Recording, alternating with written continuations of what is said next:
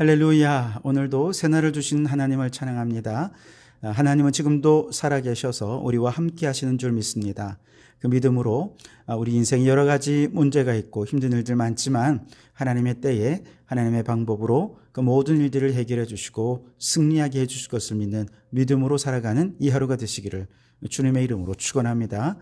자, 오늘 우리에게 주시는 하나님 말씀은 민수기 2장 말씀인데요. 그 중에 1절에서 9절까지만 봉독해 드리겠습니다. 하나님의 말씀을 경청하시기 바랍니다. 여호와께서 모세와 아론에게 말씀하여 이르시되 이스라엘 자손은 각각 자기 진영의 군기와 자기의 조상의 가문의 기호 곁에 진을 치되 회막을 향하여 사방으로 치라. 동방 해 돋는 쪽에 진칠 자는 그 진영별로 유다의 진영의 군기에 속한 자라.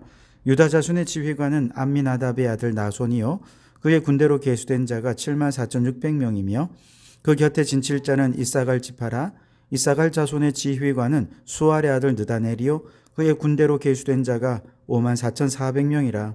그리고 스불론 지파라. 스불론 자손의 지휘관은 헬론의 아들 엘리압이요 그의 군대로 계수된 자가 57,400명이니 유다 진영에 속한 군대로 계수된 군인의 총계는 186,400명이라. 그들은 제1대로 행진할지니라. 아멘. 자, 오늘도 이 말씀을 통해 우리에게 주시는 하나님의 음성을 듣게 되기를 바랍니다. 지난 시간에 민수기 1장에서는요 20세 이상으로 싸움에 나갈 장정들의 수를 계수했죠. 그랬더니 총 몇 명이었습니까? 60만 3,550명 60만 대군이 그들의 군사로 집계가 되었습니다. 그러나 아무리 군사가 많고 군인이 많다 하더라도 하나님과의 관계가 어그러지면 전쟁에서 승리할 수가 없죠. 그래서 레위인의 자손은 군대에 징집하지 않고 인구 계수에서 빼버렸습니다. 그리고 그들은 성막을 담당하도록 하면서 언제나 하나님과의 관계를 집중하게 했죠. 레위인들이 영적으로 살아있으면 이스라엘은 어떤 대적을 만나도 승리할 수 있다라고 하는 것을 말해주고 있는 것입니다. 자, 이제 오늘 민수기 2장으로 넘어오면 진영을 배치하고 지도자를 세우면서 조직을 갖추는 내용이 기록되어 있는데요.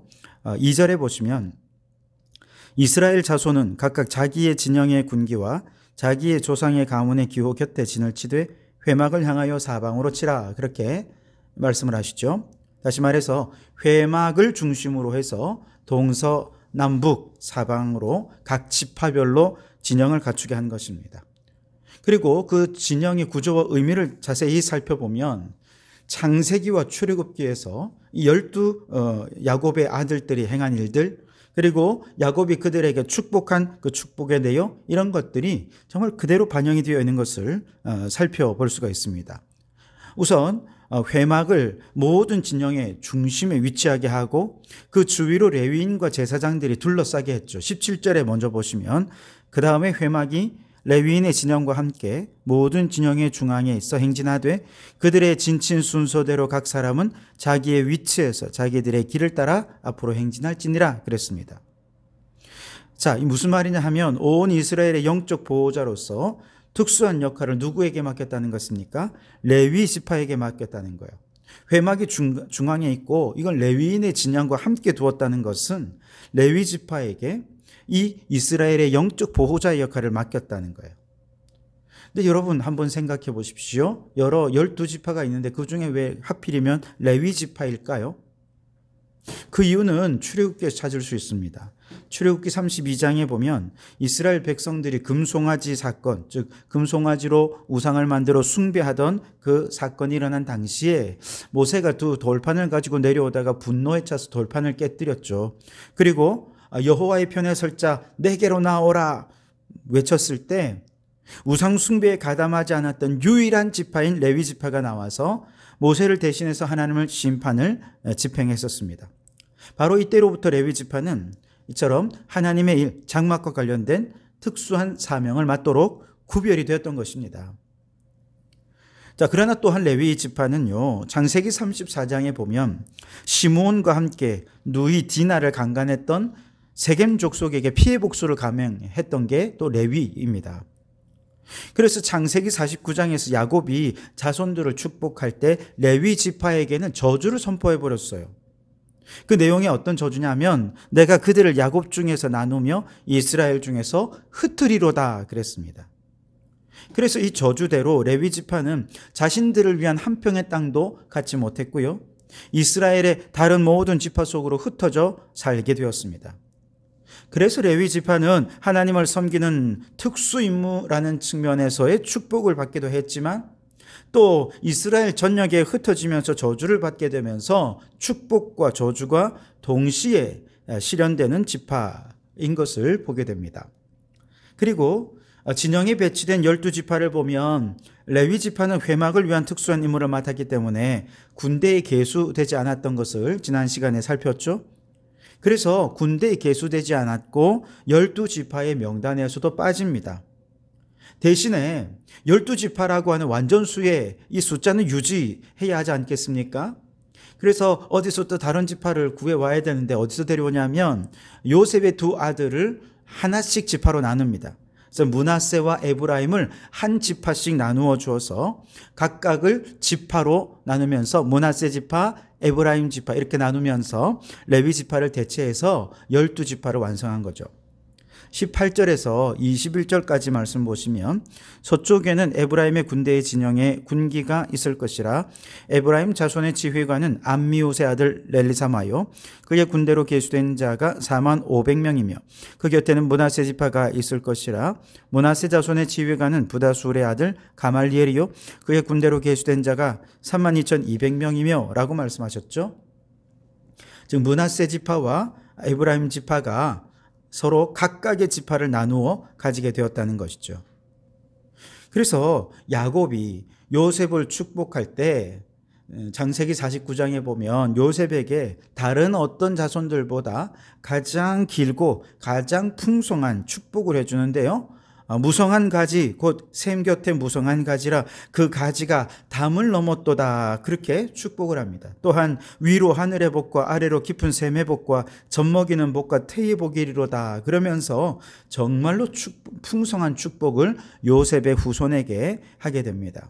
이 축복을 받은 요셉의 후손 에브라임과 므낫세는 결국 각각 한 지파씩을 차지하게 되는 정말 풍성한 축복을 누리게 된 것이죠.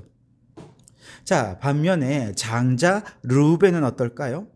사실 르우벤은 아버지의 서모인 비라와 동침하면서 아버지의 침상을 더럽히는 죄를 범하게 됩니다. 그래서 야곱으로부터 저주를 받게 되죠. 창세기 49장에 보면 르우벤아 너는 내 장자요 내 능력이요 내 기력의 시작이라 위풍이 월등하고 권능이 탁월하다마는 물의 끓음 같았은즉 너는 탁월하지 못하리니 내가 아버지의 침상에 올라 더럽혔음이로다 그가 내 침상에 올랐었도다 그랬습니다. 이처럼 큰 죄를 범했음에도 불구하고 르우벤은 자녀들 가운데 순서로는 첫 번째 순서라고 하는 그 지위는 유지할 수 있었습니다. 그러나 그 죄에 대한 책망으로 저주로 장자에게 돌아갈 축복은 결국 빼앗겨 버려서 누구에게로 갑니까? 네 번째 아들인 유다에게로 가죠.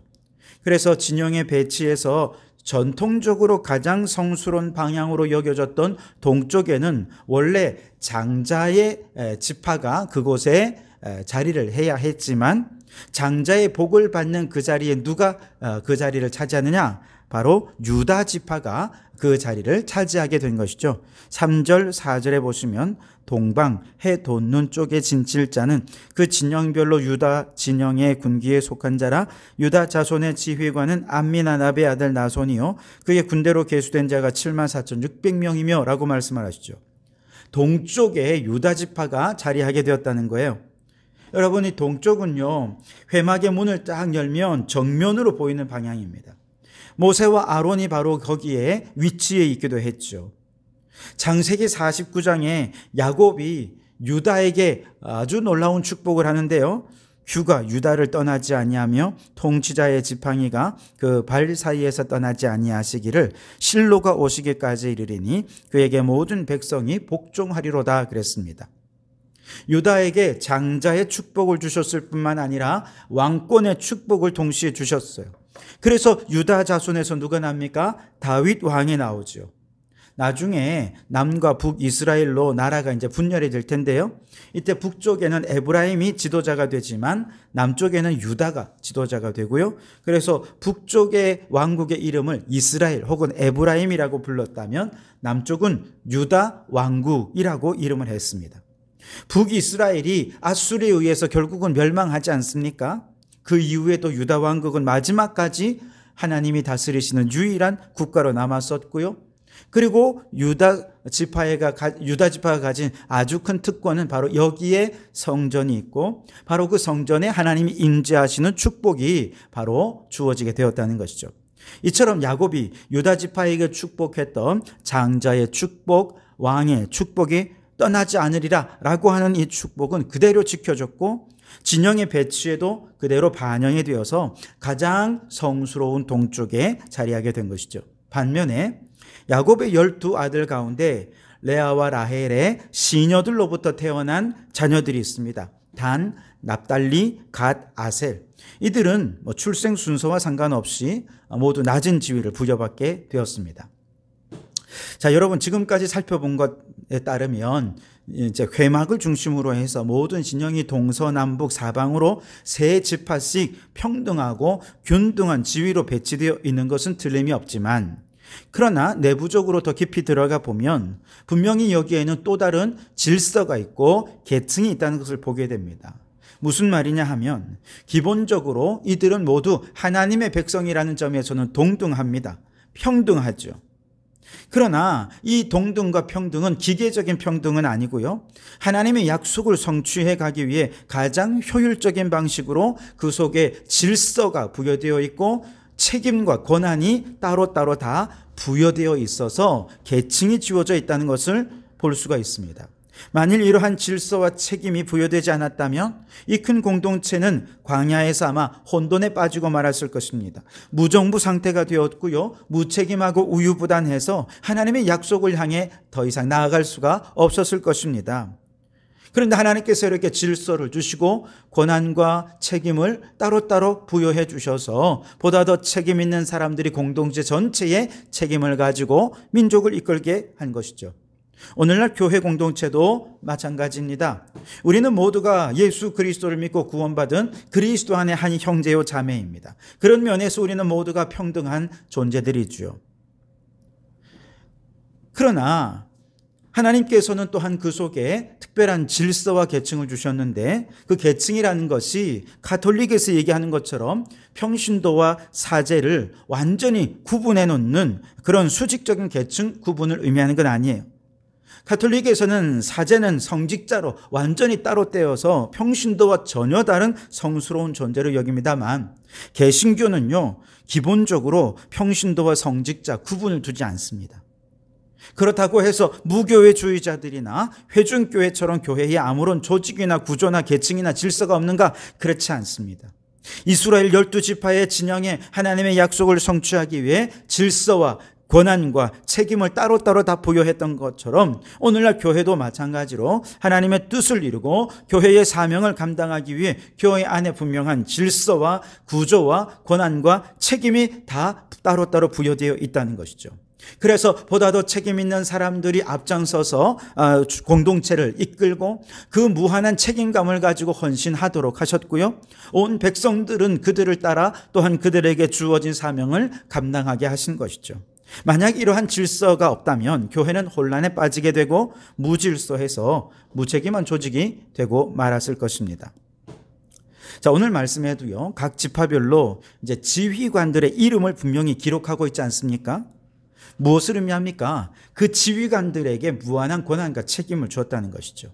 이렇게 앞선 지휘관들이 공동체가 그들에게 부여해 준 권한과 책임과 또 그 지위를 가지고 그 힘을 가지고 공동체에 대한 아주 특별한 책임을 져야 한다는 얘기입니다.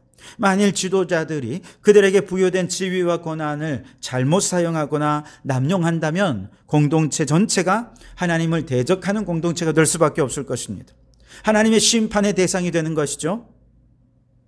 그래서 하나님께서는 그들에게 각각 권한을 다 맡기지만 회막의 한가운데 하나님이 임재하시는 것을 보게 하셨어요. 모든 지도자들은 하나님이 그들의 가장 중심에 계시다라고 하는 것을 늘 인식하고서 자신들의 지위와 권한과 책임을 감당하도록 하신 것입니다. 그래서 교회 안에 여러분 항존직의 직분을 맡고 그 중에서도 장로로서 막중한 직임을 맡는다는 것은 지위와 권한만큼 교회에 대한 무한한 책임을 져야 한다는 것을 한시도 잊지 마시기 바랍니다.